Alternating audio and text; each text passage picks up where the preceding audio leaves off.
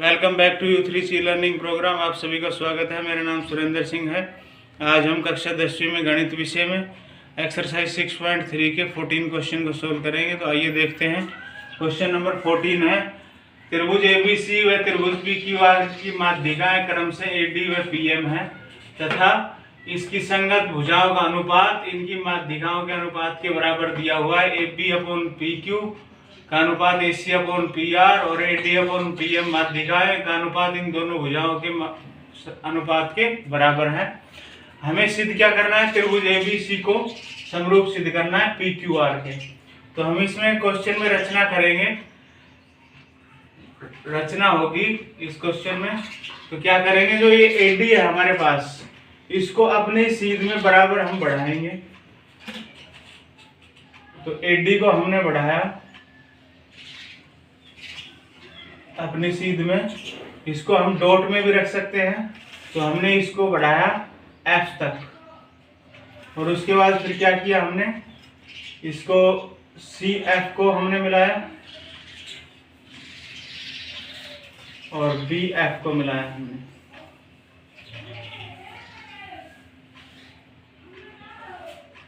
इसी प्रकार हम क्या करेंगे, जो PM है हमारे, PM जो माध्यिका है उसको हम बढ़ाएंगे अपनी ही सीध में।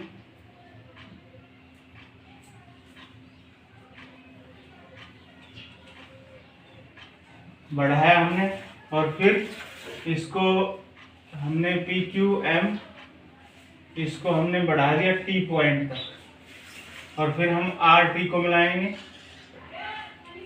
तो हमने RT को मिलाया और उसके बाद हम QT को मिलाएंगे इसी प्रकार और डॉट में रखेंगे हम इसको। तो हमने RT को मिलाया, उसके बाद हमने QT को मिलाया। तो हम रचना में क्या लिखेंगे,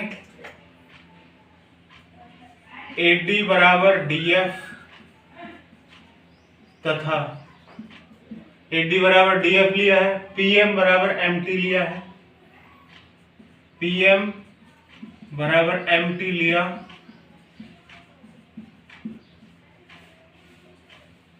तथा हमने क्या किया, CF BF, उसके बाद RT व QT को मिलाया।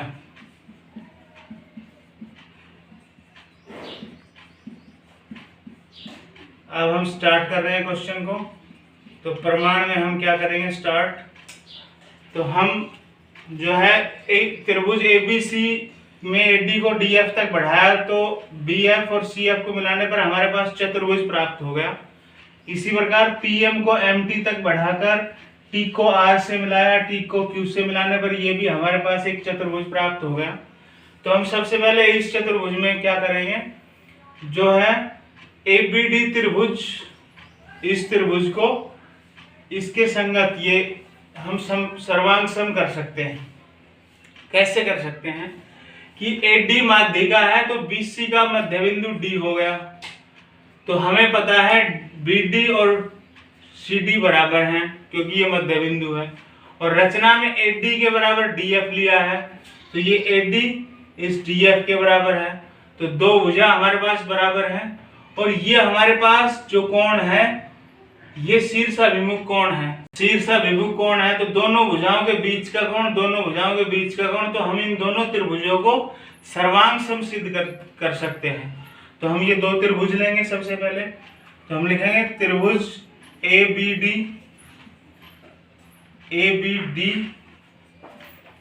व त्रिभुज CDF में।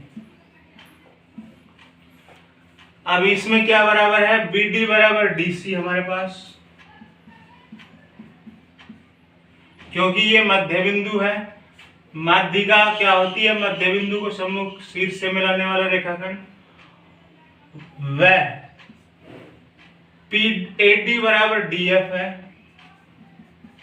AD बराबर DF और कोण जो D पर बना है BDA बराबर है कोण CDF। कैसे कोण है? शीर्षाभिमुख कोण। ये कहां से लिया हमने? रचना से। और ये हमारे पास माध्यिका से दिया ही हुआ है।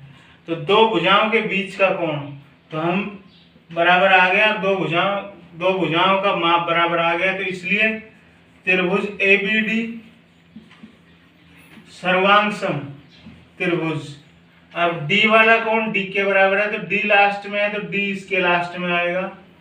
और BD जो है भुजा DC के बराबर है, तो BD सेकंड थर्ड में है, तो DC सेकंड थर्ड होना चाहिए। तो C लिख देंगे क्योंकि CD का मतलब DC। और AD बराबर DF है, तो स्टार्ट फर्स्ट और लास्ट AD है, तो DF फर्स्ट और लास्ट होना चाहिए। तो यहाँ आ जाएगा F, तो ये FCD लिखा जाएगा। और किस नियम से आया ये? भुजा कोण भुजा सर्वांग सम कसौटी से। भुजा कोण भुजा सर्वांग समता। तो ये हमारे पास समरूप सर्वांग सम सिद्ध हो गए। इसी प्रकार अब हम क्या कर सकते हैं? इसी प्रकार जो ये दो त्रिभुज हैं इनको हम सर्वांग सम कर सकते हैं। तो त्रिभुज ADC सर्वांग सम त्रिभुज BDF। और क्या कर सकते हैं? अब इस चतुर्भुज में लेंगे हम, या इन दोनों को हम जोड़ सकते हैं। तो इन दोनों को हम जोड़ सकते हैं। इन दोनों त्रिभुज के सर्वांग सम होने से ये सम्मुख भुजाएं AB के बराबर CF आ गई और BF बराबर AC आ गई।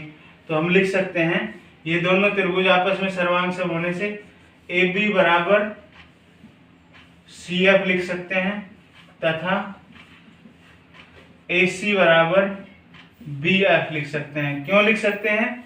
क्योंकि ये दोनों त्रिभुज सर्वांग सम हो गए, तो तीसरी भुजा इसकी ये तीसरी भुजा है तो इसके बराबर होगी, और ये इसकी तीसरी भुजा है, ये इसके बराबर होगी, तो ये भुजा इसके बराबर होगी।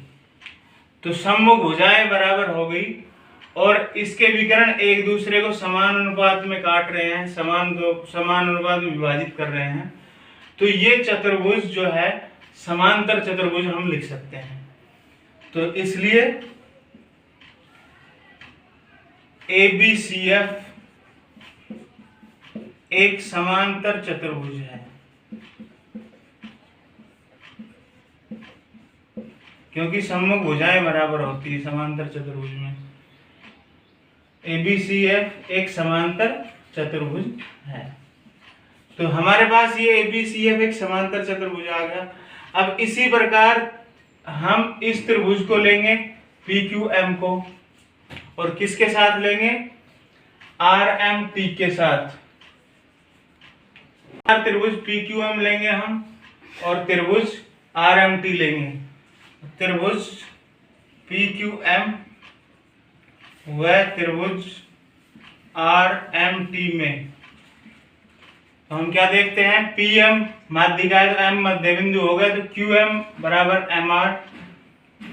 तो ये हमें दिया है माध्यिका, तो QM बराबर MR लिखा हमने।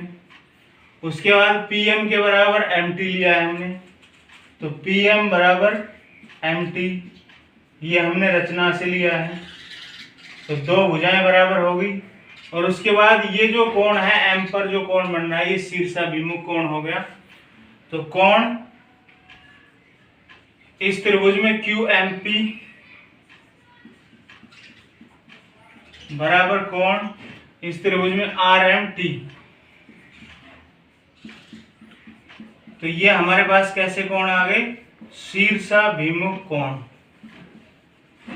अब दो भुजाएं और उनके बीच का कोण हमारे पास बराबर आ गया, इसलिए त्रिभुज PQM सर्वांगसम त्रिभुज होगा किसके?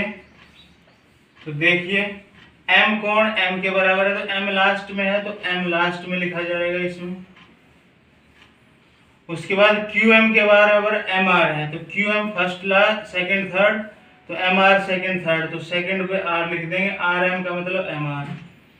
और जो पी एम बराबर एम टी, तो P M first last, M T first last, तो स्टार्टिंग में टी आ जाएगा। तो ये भुजा कोण भुजा सर्वांग समता, दो भुजाएं बराबर हैं और उनके बीच का कोण, तो ये सर्वांग सम हो गए। अब इसी प्रकार हम इसका जो दूसरा भाग है, इसी प्रकार हम क्या लिख सकते हैं, इस त्रिभुज को इसके सर्वांग सम लिख सकते हैं। क्यू एम टी, त्रिभुज क्यू एम टी सर्वांग सम त्रिभुज आर एम पी। तो अब हमारे पास ये सर्वांग सम हो गए, तो हम क्या कर सकते हैं, इसलिए ये दोनों त्रिभुज भाग सर्वांग सम होने के बाद हम इस चतुर्भुज में भी क्या लिख सकते हैं, पी क्यू के बराबर आर टी लिख सकते हैं। पी क्यू के बराबर आर टी, सम्मुख भुजाएं बराबर, और क्यू टी के बराबर पी आर लिख सकते हैं। तो पी आर के बराबर क्यू टी। अब सम्मुख भुजाएं समान हो गई और विकर्ण एक दूसरे को समद्विभाजित करते हैं, तो ये भी एक समांतर चतुर्भुज है, इसलिए पी क्यू टी आर, यहां पर हमने ए बी एफ सी लिखेंगे। यहाँ A B F C F की जगह ए बी एफ सी आएगा, क्योंकि सी लास्ट में लिखेंगे, या ए बी एफ सी लिख सकते हैं, या सी ए जो है सी ए बी एफ लिख सकते हैं ऐसे। तो ए बी एफ सी आ जाएगा ये चतुर्भुज। तो इसमें पी क्यू टी आर लिख दो या आर पी क्यू टी, इस प्रकार से लिखेंगे, क्योंकि पी क्यू आर टी नहीं लिख सकते, बीच में हम आर को नहीं ले सकते। तो चतुर्भुज पी क्यू टी आर, तो हम यहां पर लिखेंगे चतुर्भुज। इस प्रकार से चतुर्भुज पी क्यू टी आर एक समांतर चतुर्भुज आ गया। अब हम देखते हैं, क्योंकि समांतर चतुर्भुज के संगत भाग समरूप होते हैं, हमारे पास ये एक रूल है, समांतर चतुर्भुज के संगत भाग समरूप होते हैं। तो ये हमारे पास समांतर चतुर्भुज आया, तो इसका एक भाग, तो समांतर चतुर्भुज का एक संगत भाग, ये एक विकर्ण है हमारे पास, इस विकर्ण ने इस चतुर्भुज को दो भागों में बांट दिया।